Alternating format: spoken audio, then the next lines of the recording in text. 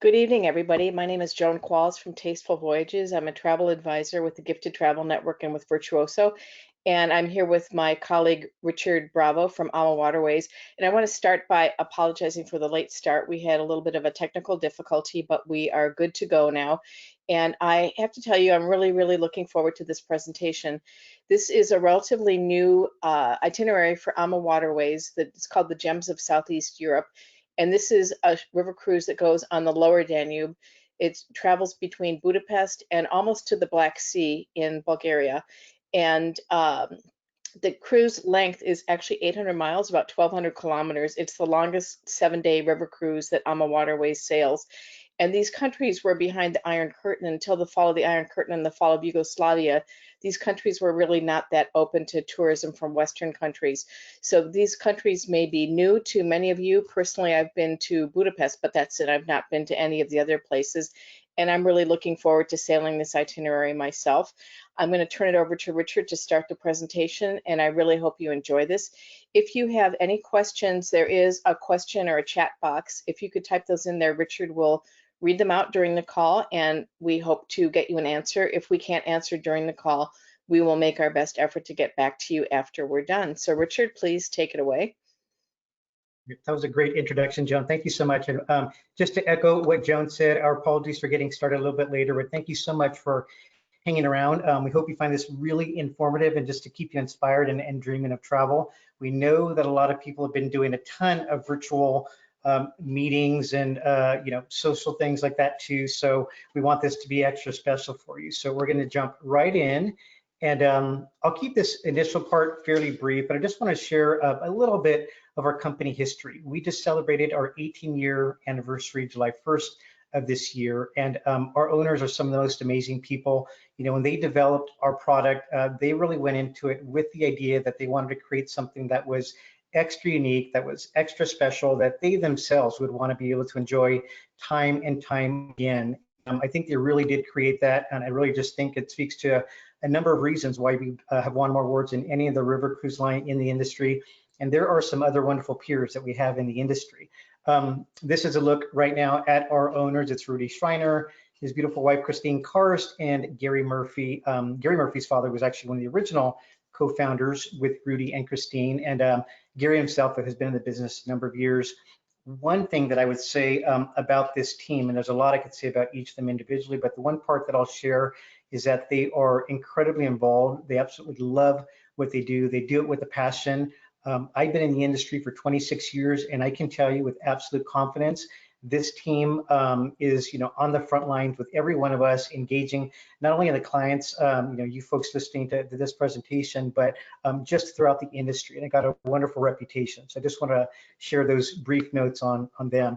Yes, Joan. I wanted to comment too, and just say from my point of view as a travel advisor, I really love working with AmaWaterways, and I'm very confident in AmaWaterways. They have a very sound financial footing. Sadly, not all of our travel partners are going to survive the devastation that's been heaped on the travel industry as a whole by this pandemic, but AmaWaterways is very sound, and so I'm very happy to promote AmaWaterways to my clients because I am absolutely confident that AmaWaterways will be here and ready to sail when sailing is safe to resume. So, Richard?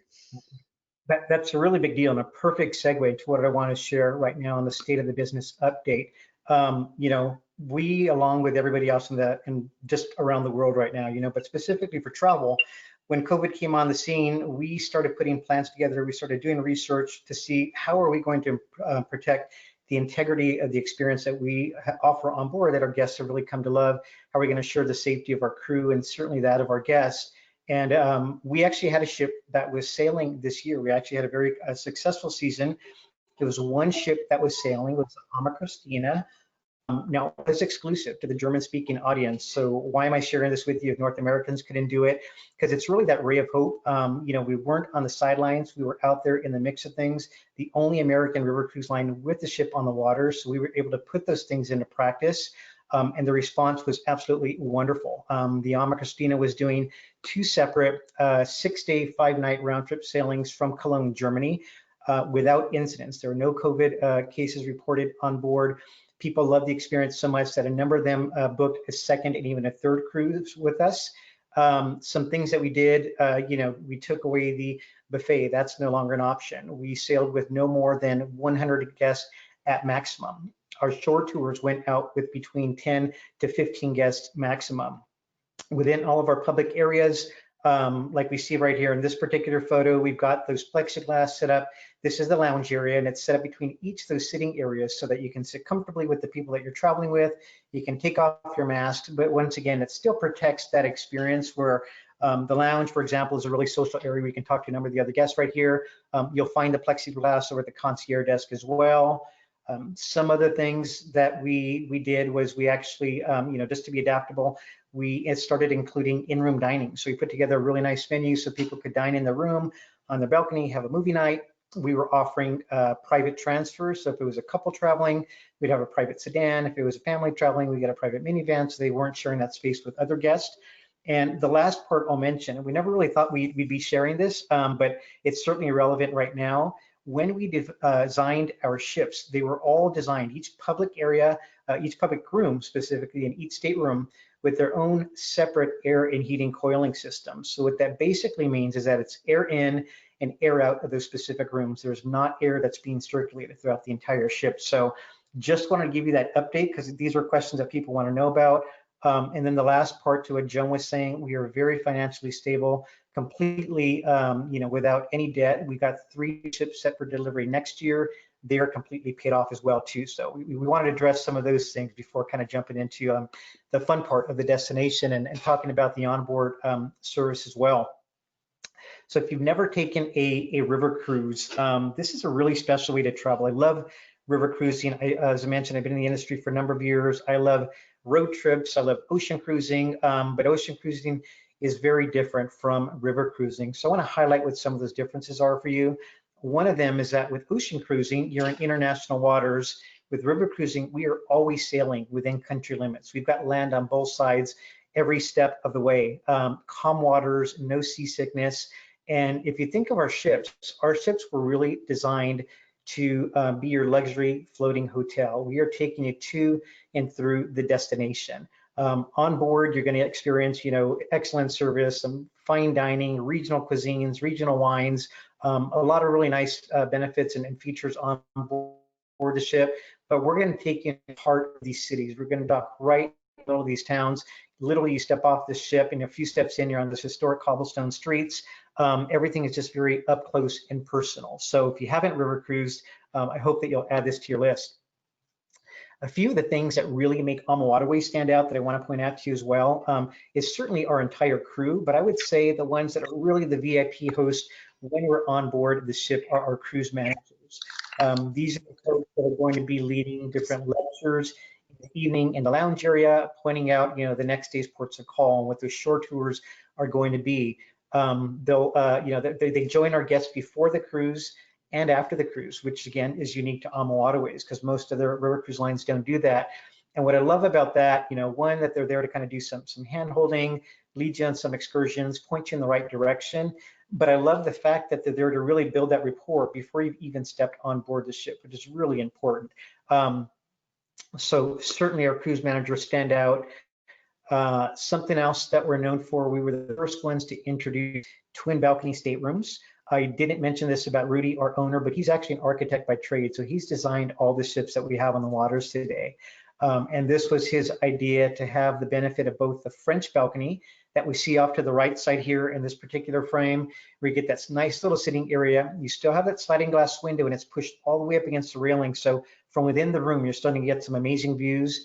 But then from the access of your own room, you still have that full step out balcony. So depending on weather, if you consider the time of year that you're traveling, you may want to be a little bit more comfortable inside if you're traveling in like say December for Christmas markets, or if it's the middle of summer, you may enjoy some nice time out on your private balcony. We've got technology in all of our rooms. You can leave your laptop at home, use our complimentary Wi-Fi, use a computer that we have in the rooms. We want you to be able to stay connected. I talked a little bit about the lounge earlier, but here's a little bit of a better shot. You can see this area, which I always describe as sort of the main gathering place on the ship. It's kind of like the family room of the ship. where everybody comes after a day of being out on their excursions and going out exploring, and then they come back and they'll share some snacks, maybe a drink, and just kind of socialize with some of the other guests on board. This is also where the cruise manager will be giving some lectures in the evening. We may be on some local entertainment, maybe some local folklore dancers or some classical musicians. We have a dedicated pianist on board all of our ships who's playing some different music, taking requests, and this turns into full-blown disco in the evening. So it's just a fun place to kind of come and hang out and meet some other guests. The dining is a really big part. I think of any travel experience, we want to make sure that we do that right. So in addition to the main dining room, which offers, or really kind of is more of your progressive dining experience, as I normally explain it, because we're picking up and tasting regional cuisines along the way from the different cities and countries we're passing through. This picture that we're looking at right here, this is our chef's table restaurant. So this is an alternative option. You make reservations once you get on board. There is no extra charge for it. It's probably best described as having this wonderful taste menu, because it's technically a 6-course meal, but within each of those courses, you get some options. There's up to 4 different wine pairings. You get to see the chef and his team preparing all the meals, plating the food, bringing it out. It's my favorite experience on board the ship. So definitely make reservations for that once you get on board. Yes, Jen? I just wanted to mention one of the ships that does this itinerary is the AmaMagna, which is one of the newer ships in the fleet. It was introduced last year in 2019. And to use vernacular from another world, it's a double wide. So most of the ships that are sailing on the rivers are fairly narrow. If you've been on an ocean cruise, when you first go on a river cruise ship, the size of the cabin can be a little bit shocking because it's very compact compared to what you find on an ocean cruise liner, but they're beautifully designed and beautifully laid out. The AmaMagna literally is twice as wide as the other river cruise ships. And that is why the AmaMagna only sails on the Danube River, because that's the only river that has locks that are wide enough to accommodate the AmaMagna. But the benefit to the guests of being a double wide ship is that there's much more space in your cabin. So the cabins were comparable to what you would find on a really nice ocean lining ship.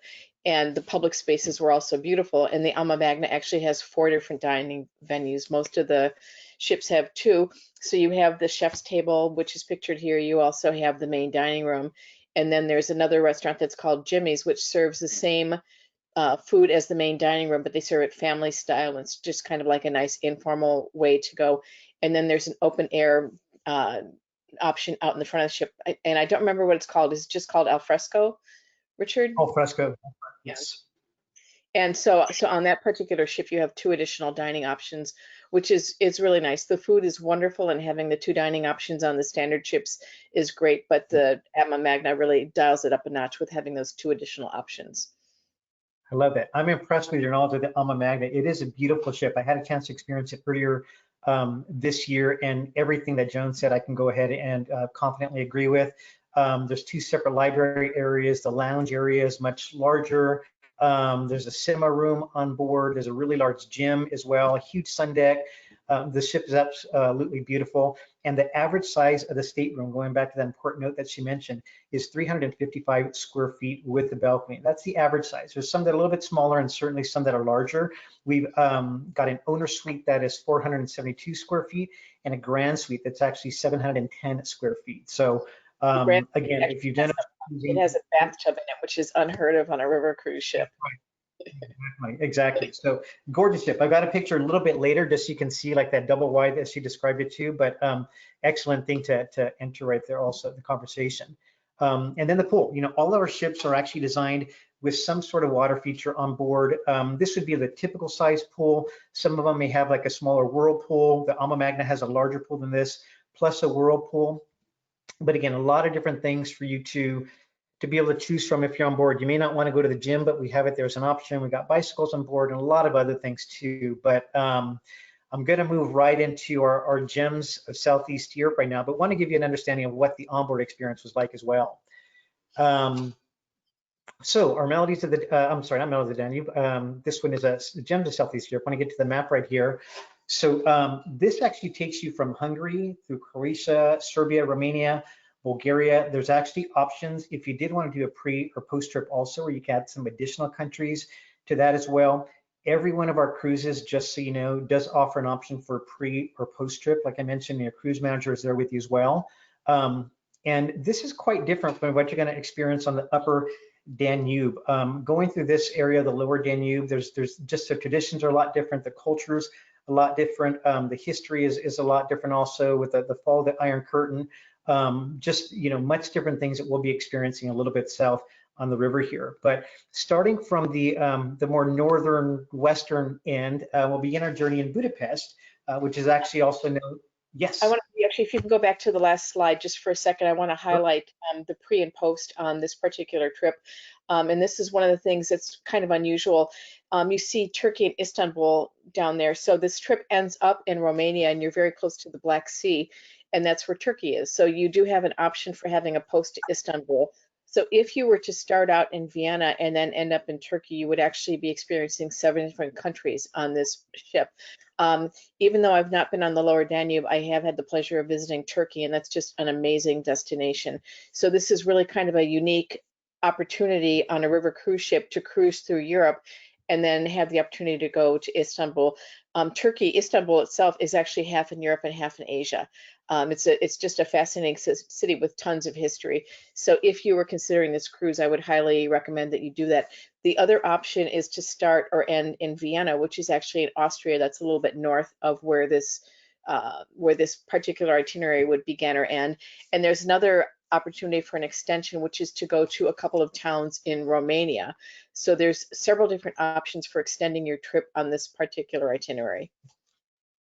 That's right. Some great things to consider. If you're going to travel that far and you're that close to all these other destinations, we certainly recommend it.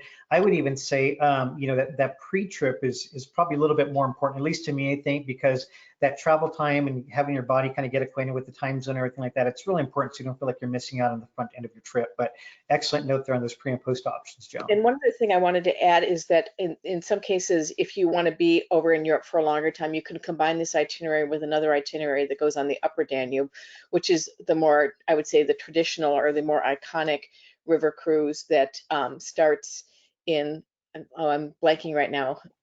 It starts in Switzerland and it ends up in Hungary. I think, is that correct? It starts in Switzerland. I'm sorry, I'm blanking. But the Grand starts in Vilshofen and goes all the way down, so the upper and lower Danube. Okay, I'm sorry, I apologize. You can actually start, you can do that one with a pre in Prague or in Munich and then stay on this for 14 days. And on the upper Danube, there's also a concierge golf program that I will talk about a little bit later in the presentation. Wonderful. That's great. That's great. And please keep, I always love when you do that, Joan, insert some additional thoughts. So thank you for that.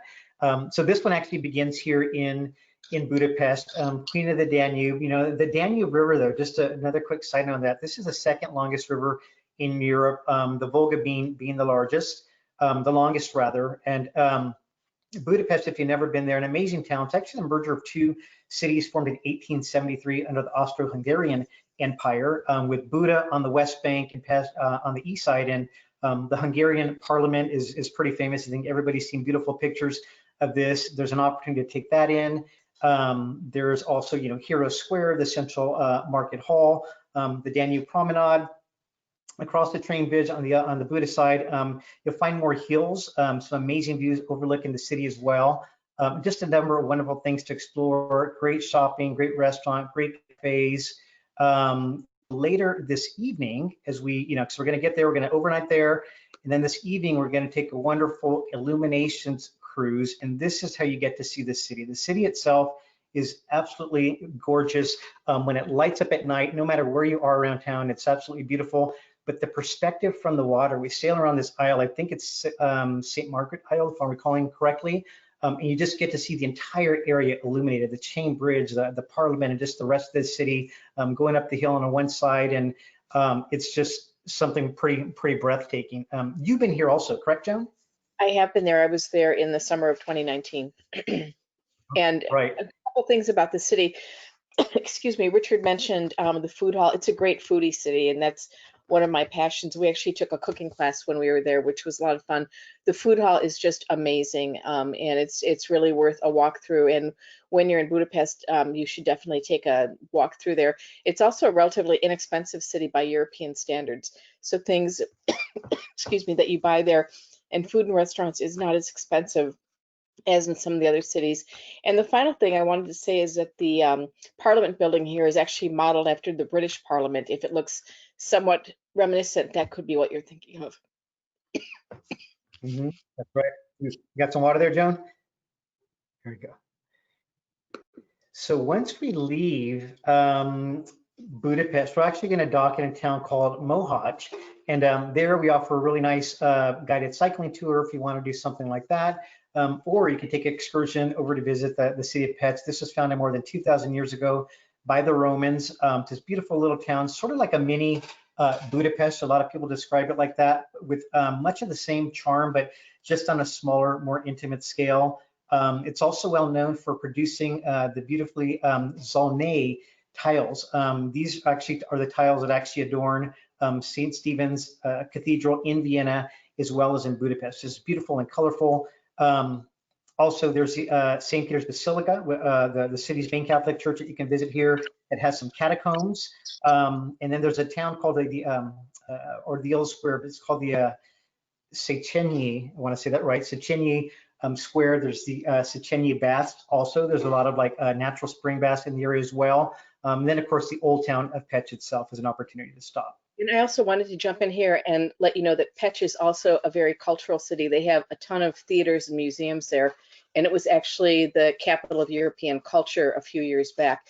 In Europe, every year there's a city that is nominated to be the capital of European culture, and this city won that award a couple of years ago, so it's definitely a place worth stopping. That's right, good mention for that also.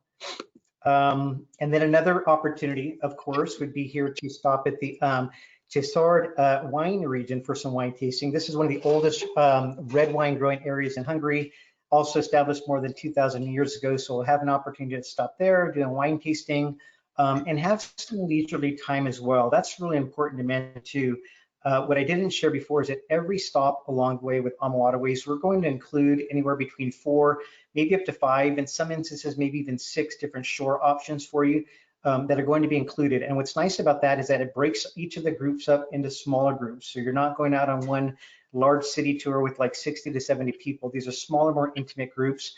We also outfit all of our guests with something called a quiet box. This is this piece that they charge in, you'll be able to charge in your room. You can plug in your own earplugs, but it allows you to go out on these tours, listen to the tour guide without having to be huddled around them 40, 50 feet away, safely distancing, and still listening to everything that's being shared as well. But the other part is that we always want to give you as much time to enjoy the tours, but then have some leisurely time on your own to go out and explore and do some things that the locals are doing as well. I also wanted to mention on the shore excursions, typically there's like 3 different categories of shore excursions. There's something for people who want to be really active, which might involve a hike or maybe taking the bikes out for a guided bike ride. And then there's the general one. And then there's another one that's called the gentle walkers. And the gentle walkers, my husband has some mobility issues, so that's typically what we do. In many instances, they will actually drive you to the place where the tour starts. The tour may be a little bit more abbreviated than some of the tours for guests that have better mobility. But they still make sure that you see all the highlights of wherever it is that you are. And you don't have to sign up for them in advance. You go to the desk and you get like a little colored chip that indicates which bus you're going to be on. And the tour guides are there in the destination and they know who it is that they're working with. And I have to say that the guides that we've had for the gentle walking tours have always been very, very aware of the guests and making sure that everybody is keeping on pace. They'll adjust their pace if it's necessary. And that's just a really nice feature that my husband definitely appreciates when we're traveling. Yeah, that's an excellent point. So there's the gentle, there's the active, which picks up the pace just a little bit, maybe includes just another highlight or two. And then there's the active, which would be that guided cycling tour. It's a guided hiking tour. And in addition to that, we have a late riser. So my wife will be the late riser to sleep in, maybe grab breakfast and drink her coffee and start a little bit more mid-morning. So again, plenty of options, and that also helps with keeping the groups a little bit more intimate as well. We're now at day 3, actually, as we arrive into Vukovar, Croatia. One of its many highlights includes an optional tour of this beautiful manor that we see here, the Elst Manor, this beautiful Baroque style. This was heavily damaged during the Croatian War of Independence, bombed heavily by the Yugoslavian army. But it was actually, completely restored. It was a Council of Europe Development Bank that moved to finance its restoration. This began in 2008. It was completed in 2011 after almost 4 years. but it's completely restored. We get an opportunity to visit this property as well, in addition to some other options, which may include, if you're into wines, like I know Joan is here, and alternatively, you can choose to do a wine tasting in Ilok. And this is a center of wine production since the Roman times. So this dates pretty far back as well. You can sample some of its famous Grasavina, Traminak, and Frankovka wines from the area. It's the easternmost town in Croatia. It's settled along the Danube River, of course. But just the terrain, its location, ideal conditions for wine cultivation. This is going to be another option for you to include, in addition to those bike tours, some city tours, and just some leisurely time as well. I just would want to jump in again and mention Croatia is a really hot place to go right now, but most of the people who go to Croatia are going to be going on the ocean side, which is bordering the Adriatic. So this is just kind of a way to visit Croatia, but maybe see something that's a little bit more off the beaten path than what most people are going to Croatia for. That's right, absolutely. And some wonderful places too that that are even inland. I mean, even separate from this, honestly, Croatia's got some beautiful things to see. As we continue down the river, then Novi Sad, Serbia. So I think this is, I believe, country number 3 on this journey. If you didn't do the pre-trip anyways, if you did the pre-trip, this would be country number 4. The country of Serbia is a country that at a crossroads really of many different empires and civilizations, the Roman Empire, the Byzantine Empire, the Ottoman Empire, amongst others, I'm sure. This city of Novi Sad itself, city is rich in tradition and culture and has often been referred to as the Serbian Athens. In 2021, it will be, as you were listening to Joan share earlier about the European capital of culture, this will actually be the European capital of culture city for 2021, as Pech was just a few years ago as well. And it's, one of its main highlights includes the Petrovardian forest. This is fortress built between 1692 and 1780. Originally created for protection against the Turks by the Austria-Hungarians, and later was a defense during the Napoleonic Wars.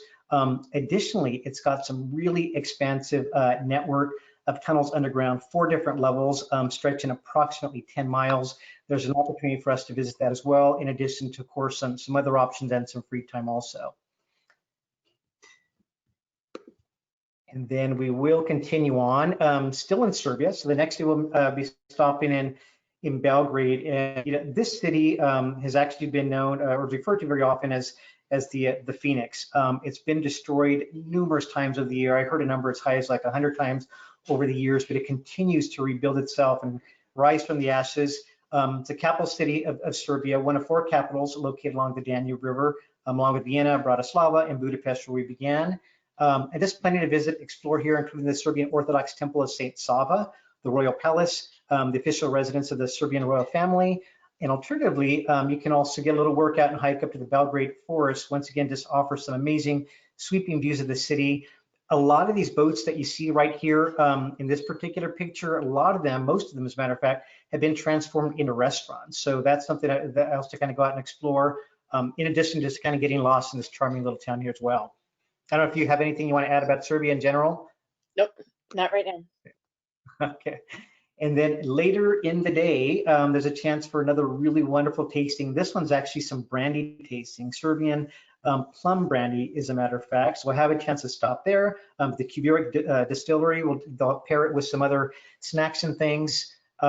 Yet another opportunity is going to be the City of Two Rivers tour. So Belgrade's actually located at the confluence of 2 rivers, the Sava and the Danube. So the Sava meets the Danube in the center of Belgrade, an area known as Usce, so which basically means a confluence, where it forms 2 islands in its delta. It's the small war islands that are located there, and it's the only capital city along the Danube with 2 rivers that actually flow through it. And then this has to be one of the biggest highlights, I believe. So upon leaving Belgrade this evening, we're going to push our way on for really the longest journey to our next highlight, making our way towards the Iron Gates. It's probably somewhere between an 18+ journey as we make our way up here. So the Danube narrows as it winds through a series of really amazing gorges in this area between the Carpathian and the Balkan Mountains. Forms its natural border between Serbia and Romania. And you're going to come up against the Golubac Fortress, this magnificent medieval fortified town, before we cruise through the Iron Gates. And this is where we'll witness the amazing carving of King Decebalus that we see right here. He was actually the last king of the Dacian Empire who fought 3 wars against the Roman Empire with varying success, they say. But he was actually, this goes back to like, I think it was the 80s to like just over 100. So quite a long time ago. This amazing sculpture that we see right here, it looks to me like something out of Lord of the Rings. It's not quite that old though. It took about 10 years to build between 1994 and I think it was 2003 or 2004, but it is the tallest rock relief in all of Europe. It's 180 feet high and 82 feet wide. The other thing that I should mention with this, when we're passing through this particular area or any other extreme highlight on the river, we're going to slow down to crawl in these areas. You can really, get some great photos, listen to the history stories that our cruise managers are narrating along the way and giving the storytelling and just talking about the region, the history, the culture, the traditions, the foods, the wines, and all the different things that we're passing by. So you're able to sit back, enjoy your wine, enjoy some snacks as you're being educated and just taking in this amazing scenery. And just one of the things on that, when you're going through these beautiful scenic places like that, if the weather is fine, you can be up on the top deck of the ship and enjoying it from outdoors. And if the weather is not so fine, you still have a great view from the panoramic lounge. There's basically floor to ceiling windows and there's not a bad seat in there. So while we would of course prefer to be up on the upper deck of the ship, if that's not possible, you still have a beautiful view from in the lounge as well. And the cruise managers really do an excellent job of pointing out all the scenic highlights along the way and talking about the history as you're passing through the area. These scenic cruisings that they offer are just really spectacular. It's always a highlight of the trip. Absolutely, and they're incredibly knowledgeable and just so engaging to just really bring everything to life. So now we're at day 6 as we were in Bulgaria. So our 4th country with cruise only, 5th now if you've done that pre-trip again. So here you're going to have an opportunity to explore the city of Vidin, one of Bulgaria's oldest cities. This is the Baba Vita Fortress that we see right here. We'll have an opportunity to visit there. It's the largest preserved medieval castle in Bulgaria. Where we have a chance to just kind of roam around and also just get some wonderful history and culture lessons. Then we also have an opportunity to take in another site. This is the Belgrade Fortress. This is one of Bulgaria's natural wonders. You can actually hike up to the top here. And one thing that the cruise managers share and what a lot of guests like to do in this area, there's other views that put this in a little bit more in perspective, but you can just see all the different shapes of the rock, and you'll be amazed at all the different stories that people come back with the different animals and the different things that they see in the formations of rock here. But just a beautiful natural rock formation that we get to explore as well. And then something else that we do, which I think is really nice, because we want you to really immerse in these. As I mentioned before, that the whole idea with really creating AmaWaterways was not just to have another river cruise experience, but to really include some things along the way that were just going to be things you really couldn't get any other way. And some of those things are actually quite simple. So we'll have a chance to go and do witness a batnista making. We're going to go to local home for this particular demonstration. This is a traditional Bulgarian, they take like whisk some eggs or yogurt that they put together. They kind of layer it all together. There's some brine cheese. They bake it, and we get to experience that as well too. So that is another highlight in addition to your free time and some other options there. And then we're going to move on, and then we have a chance to visit the ancient capital city of Bulgaria. This is Veliko Tarnovo, and I have heard some of the most amazing things about this particular place. It's quite massive fortress. It's located between these 2 valleys. It includes multiple Orthodox temples up in this area. We'll have a chance to explore there. There's a lot of local artisans, so this is going to be one of those really unique places where you can get some local, craft work and artwork and things. And we're also going to host an exclusive lunch for our guests with some of the most amazing views that you're going to experience on your trip also. So we'll complete that experience, and then we will move on. And later this day, we're actually going to travel through the Romanian countryside to the capital city of Bucharest, known as Little Paris of the East, and we'll have a chance to enjoy a panoramic tour of the city here, and then again give you some additional time. Here's where this cruise officially ends, and then as Joan was sharing, there's those opportunities to take in some other really amazing things. Turkey is an opportunity. I believe the other city, forgive me, I believe it's Borisov. This is an area that kind of goes through the Transylvania area of Romania. We have a chance to visit the Dracula castle and actually the hometown where he was actually born. So some really wonderful, unique things. You can extend this 7-day cruise out to, I think, like probably, easily like, 11, 12 days or so with these add-ons here. But that's basically what the tour is like. And Joan, I don't know if you want to add anything else. I got just a couple other quick slides to share here. I just wanted to talk a little bit. This is a little bit off topic, but not totally, because the AmaMagna is one of the ships that does do this itinerary. And as I mentioned earlier, you can do a 14-day trip where you do both the upper and the lower Danube. And one of the really unique things on the AmaMagna is that they have what's called a concierge golf program, which is exclusive to AmaWaterways.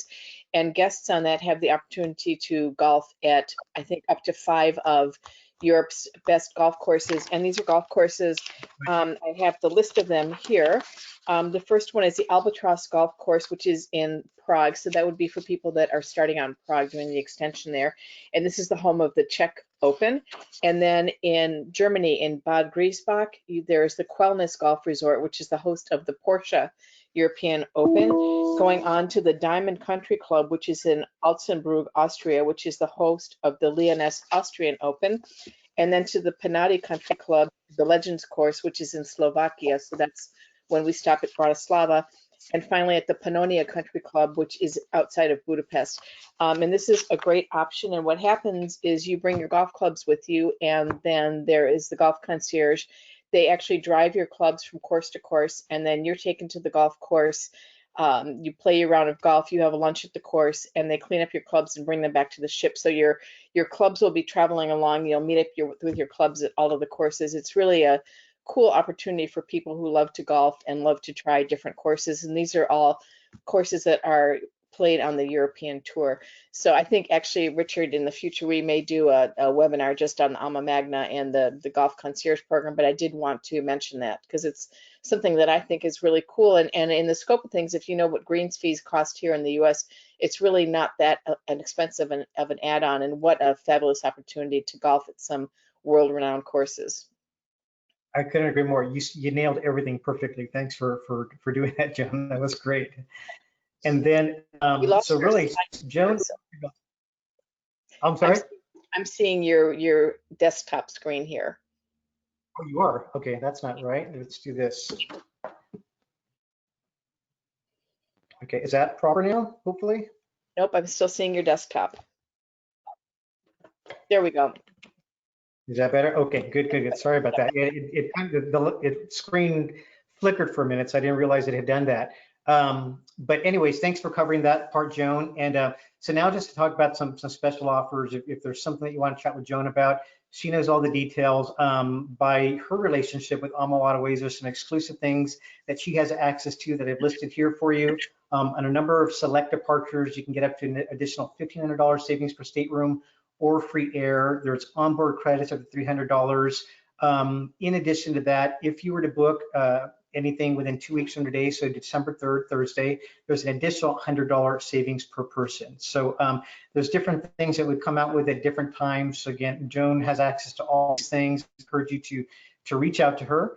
And if you don't have her contact information, wanted to make sure that we included it here for you as well. But Joan, I think that's the majority of what we had included. Let me see if we have any questions here.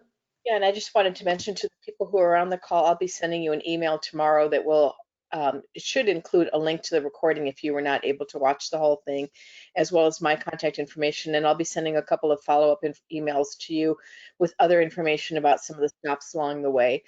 So you'll have my contact information in an email tomorrow morning. And I just want to thank you for taking the time to join the webinar with Richard and with me. We know that time is valuable, but it is kind of fun to dream about travel, even if we really can't go too many places right now.